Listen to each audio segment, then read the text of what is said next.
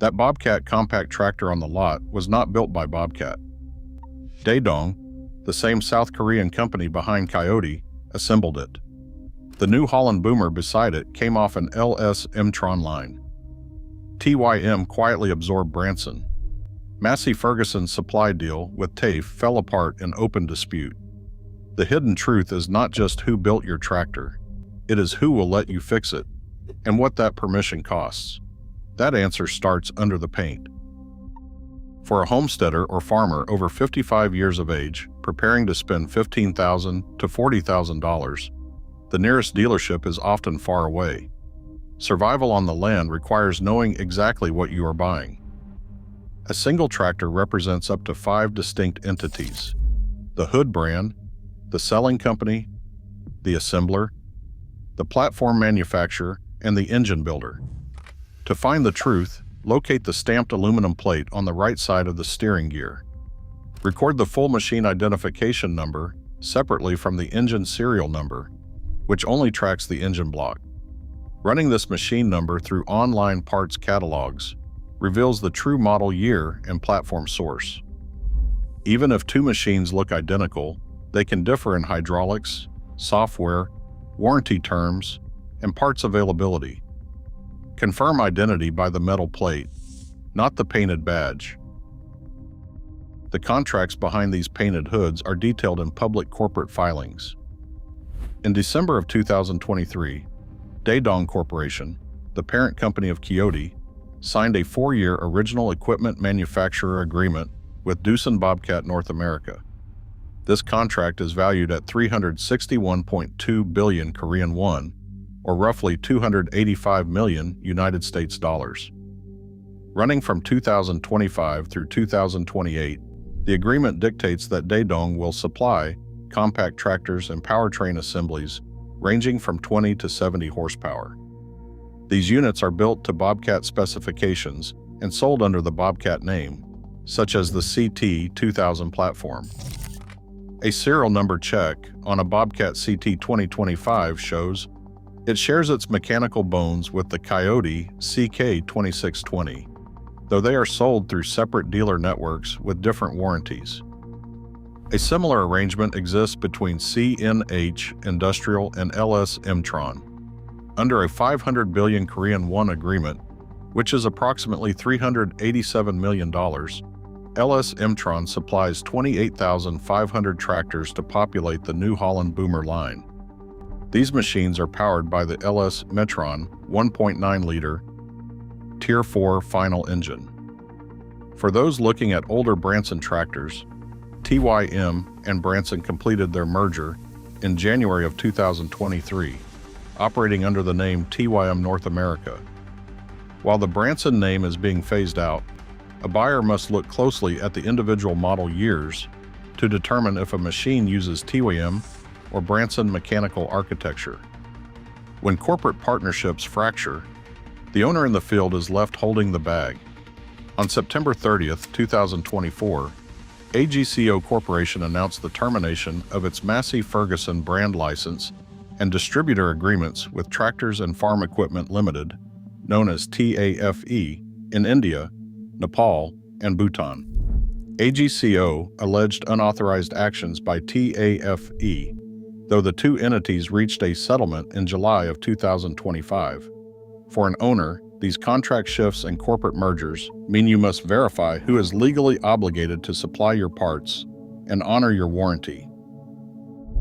Modern tractors operate as locked mobile computing platforms. When a sensor on your engine fails, it sends a signal to the electronic control unit, which then registers a diagnostic trouble code. These trouble codes follow standard communication formats, meaning a generic code reader from an auto parts store can pull the basic code.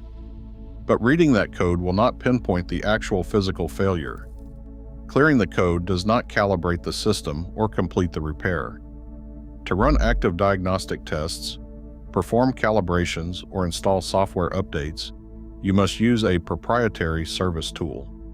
Without this specific digital access, you cannot pair a new replacement controller to the machine. Manufacturers have moved away from legacy physical service tools toward cloud-based subscription models. This digital authorization gates the basic functions of your machine, making software permission a separate ownership issue. It means that even after you wrench on the iron and install a new part in your own farm shop, you still need permission from a corporate server before the tractor will recognize its own components and run. To get that digital permission, an independent mechanic or a tractor owner must pay for access. The legacy first-year customer service advisor package costs approximately $7,787. This total includes the electronic data link hardware and the training required to operate it, though these items must be purchased separately. If an independent shop wants the current cloud-based alternative, the Operations Center Pro Service business model demands $5,995 every year. This commercial subscription allows 10 local downloads across a shop. For a single machine owner, a limited self-repair license costs $195 annually, but it is permanently tied to one specific machine identification number.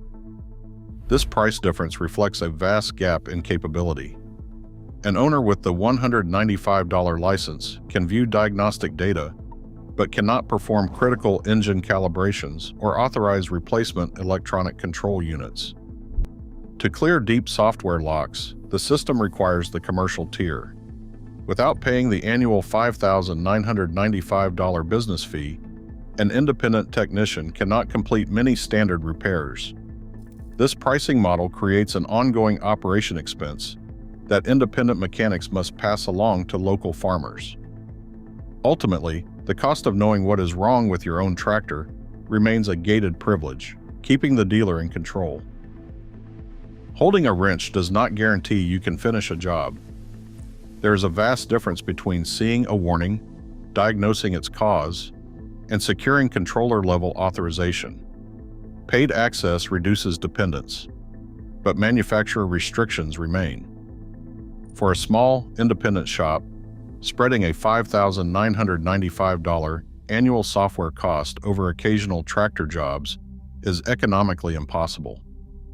While fully documented dealer disputes are scarce in the public record, owners use the term repair extortion to describe this mix of gated access, downtime, and warranty barriers. This unresolved ownership issue now shifts to whether emissions paperwork determines who pays for a subsequent failure. An exhaust path on a modern diesel engine introduces a complex assembly of hardware and liabilities. Exhaust gases must pass through a diesel oxidation catalyst and a particulate filter, where sensors and timed regeneration cycles burn off accumulated soot. However, typical low-load operations around a homestead often fail to reach the temperatures required for this process, resulting in rapid ash accumulation, sensor faults, and engine power derates. Title 40 of the Code of Federal Regulations, Section 1068.115, outlines the federal emissions warranty provisions. This regulatory boundary places the requirement for complex exhaust filtration on engines rated above 19 kilowatts, which is approximately 25.4 horsepower. A sales brochure horsepower figure alone does not establish the legal emissions category. To verify compliance, an owner must check the physical engine certification label, the engine family documents, the model year, and the rated power together. Emissions certification, daily maintenance, and long-term warranty coverage remain separate legal questions. And bypassing or tampering with these emission systems violates federal law. Yet this rigid regulatory threshold has led to a specific design choice, steering some buyers toward a mechanical alternative that sits just under the 19 kilowatt limit. When a diesel particulate filter fails on a machine over 19 kilowatts, the resulting repair bill can quickly exceed several $1,000s. At this point, the mechanical diagnosis frequently shifts into a legal dispute over warranty coverage. Manufacturers make a clear distinction between a filter requiring a standard regeneration cycle and one damaged by mechanical or sensor failure. Under standard emissions warranty terms, the burden of proof rests on the tractor owner. A manufacturer may deny coverage by citing operating conditions, incomplete regeneration cycles, or a lack of detailed maintenance logs. Although public records do not contain a verified United States court ruling or dealer work order, proving a systematic warranty denial loophole, the actual contract language allows companies to attribute filter failure to operator neglect. Experienced off-road diesel technicians advise buyers to request and read the specific emissions warranty exclusions before signing a purchase contract. Relying on verbal assurances at the dealership lot is a risk that $40,000 budgets cannot afford. An engine rated at 24.8 horsepower sits just below the federal 19 kilowatt emissions threshold, which is 25.4 horsepower. This detuned configuration appeals to repair-minded owners because it reduces emissions system obligations, simplifies service, and limits exposure to electronic controls. However, a buyer must verify the certified horsepower on the physical engine tag, not the hood badge. The actual legal effect depends on the specific engine family, model year, and Environmental Protection Agency certification record. This lower regulatory burden is not a free pass. Lower horsepower directly reduces your loader lift capacity, power takeoff output, and implement capability. A 24.8 horsepower machine cannot complete the heavy work of a 40 horsepower unit. Before spending $30,000, ask whether the local dealer will support the machine after the sale. Base your purchase on documented engine origin, service access, warranty terms, and real repair costs. A wise decision rests on the source of the iron and the digital keys to fix it, rather than the prestigious name painted on the side. Today, the real boundary of ownership is not the steel frame, but the software license. If you cannot clear a code without a $6,000 annual subscription, you do not truly own the machine. The digital key remains in corporate hands. What are your thoughts? Share them below.